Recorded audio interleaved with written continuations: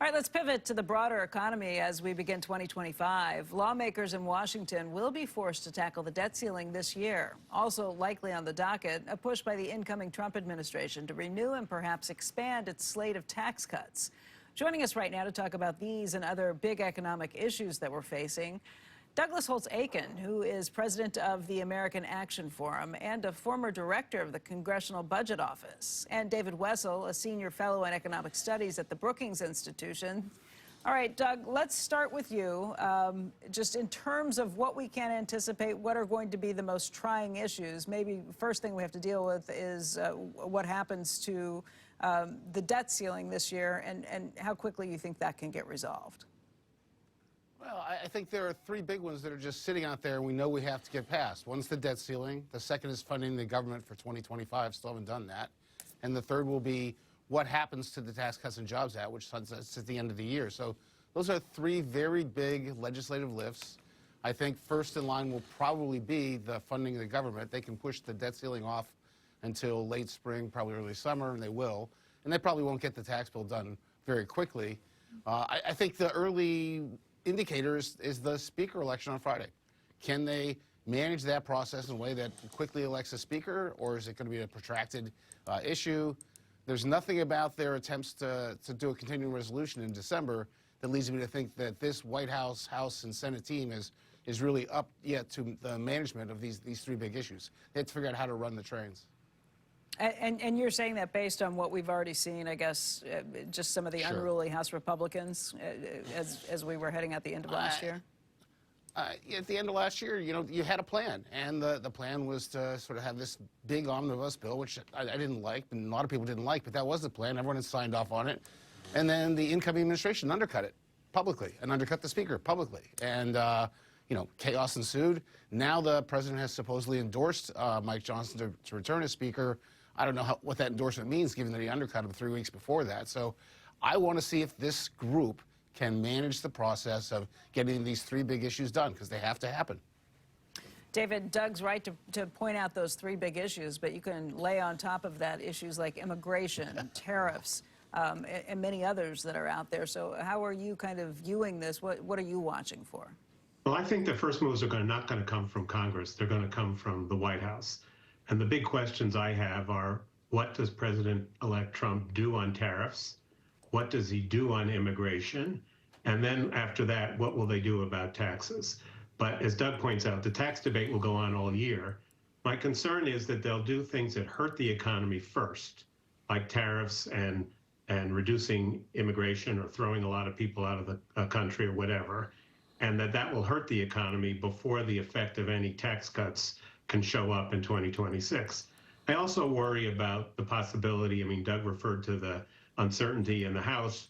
We seem to be in a period where we can expect a lot of twists and turns, and I don't think chaos and turmoil are good for business. So I'm worried that things will be unsettled for a while till we figure out what are Trump's bluffs and what does he really mean to do. Well, Doug, that's a good point. The idea that the administration may have to go over the things that go after the things that they can actually do themselves through presidential actions without having Congress sign off on some of those things. And some of those might not be as beneficial. It may actually hurt the economy. I think David makes a really good point. And I would say more broadly that, you know, the economy's in good shape. We're growing probably north of 3%. You saw claims continue to be low, labor market solid. So at this point, the economic risks are to the downside. We're more likely to slow than grow faster, and all of the policy risks are to the downside. The Fed may have underestimated the durability of inflation. Tariffs are bad news. The immigration policies are bad news. So, I mean, there's a real chance you have a rocky start to 2025. And I just want to point out, I think the notion that these tax cuts are going to do much for growth is a bit misplaced. All they're doing is extending current policy. That's not going to change anything. The question is, what do they do on top of that?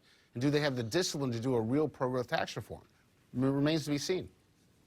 You know, David, we had Ed Yardeni here just a little bit ago, and he was talking about how productivity is what he thinks will save the markets through all of this. We've had phenomenal productivity growth, he points out, since back to 2015. I know that's an issue you've been looking at as well. That's right. I think that, I mean, Doug is right. The economy is in good shape now, surprisingly good shape, much better than a lot of us expected. I think the downside risks are that we have some geopolitical turmoil, or as we saw in New Orleans, some terrorism. But the upside risk is that productivity growth, the pace is quickening. We had a period of rather sluggish productivity growth. Then we had the ups and downs of the pandemic, which are really hard to read. But for the last 5 quarters, non-farm labor productivity has been growing at better than 1.5%, which is has been the norm for the last several years. And that's really encouraging. I don't know if it's going to last. These things are not well measured quarter to quarter. Right. We know there was a lot of reorganization of the economy after the pandemic. Maybe work from home and flexible work is producing some benefits. Maybe this is the early signs of AI. But if we are on the cusp of even a small increase in an annual rate of productivity growth, that's good news for living standards, it's good news for the federal budget, and it's good news for wages. So we can hope that nothing that the Congress or the president does disrupts that trend. And some of the deregulation that Trump is talking about could contribute to that, especially if it unleashes some new investment. Doug, as the former head of the CBO, what do you worry about in terms of whether or not we can set a budget and stick to it and make sure that we can issue treasuries? We don't set budgets, and we won't stick to it. And I'm quite pessimistic about the fiscal outlook for the next couple of years. There's no evidence from his first term in office that the president has any deep commitment to fiscal discipline. You know, they can control the outcome with the reconciliation bill, and all of that looks bad for the deficit outlook. So I think that's a real problem. There's nothing heartening about the current situation. We hopefully can just get past the first 2 years, have a midterm election, and have some folks that are serious about controlling the outlook. But your concern just in terms of the fiscal responsibility, how do you think that impacts the markets? Because that's been where we've watched rates climbing even as the Fed was cutting rates. Right. Yeah, no, we're watching it in real time. You know, long rates are not coming down. They've gone up since the Fed started to cut. That's some combination of expectation of continued higher inflation than was originally expected, which is consistent with excessive fiscal deficits at full employment, which we've seen already, and there's no reason to be doing. It's bad for the outlook. So I think we're already seeing the early signs of that.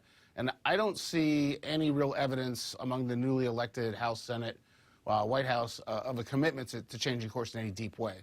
Some lip service now that we didn't see a couple years ago, but no real desire to take on the issues that have to be taken on to change the outlook. David, I'd just ask you very quickly. Go ahead.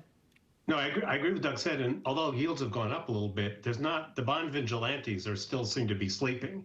So there's no political pressure to do anything about the debt, right, and there's no pressure from the bond market. And so why do you expect Congress to do anything? That's the problem. If inflation is higher than anticipated, if it actually is really stubborn or starts to pick up, that's going to be an issue for the Fed. And if we think the Fed is changing its tune right now, that will be the one issue that really sets everybody on edge. I will raise rates, yes, but will Congress think, oh my God, now we have to do something about Medicare and Social Security and maybe raise taxes instead of lower them? I wouldn't bet on that. David, Doug, gentlemen, thank you. You're welcome. Happy New Year. You too. All right.